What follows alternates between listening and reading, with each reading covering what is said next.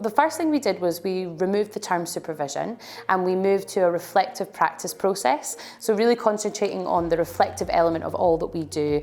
with lots of different things rather than just one supervision meeting as such.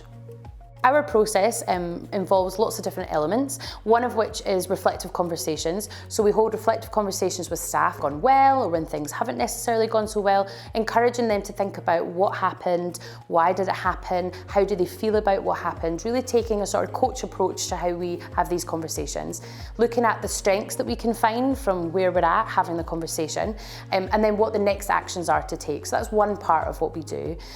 Other parts include additional sharing of learning resources, which we call BRICS, and that stands for Building Reflective Improvements in Care and Knowledge, using the opportunity to reflect on maybe the video that they've watched or the article that they've read, all on sort of one page to encourage that learning aspect. We also have what we call ARC meetings, which are active restorative check-ins, so really much more focusing on the well-being element of how staff are coping and managing, really thinking about their journey of where they're at, where they're going, what they want to do, and thinking about the progression that's involved. Kind of like we were using a lot of the kind of thoughts and metaphors of like building an ark to weather the storm, thinking about how you can create those systems that are important to you to help support you in your onward journey with learning and reflection. Other elements we have are what we call the Experiences of You, which is an EU 360 sort of tool to help staff balance their own kind of performance on feedback from other people. So it's not just what their manager says, but it's what relatives think, what residents think,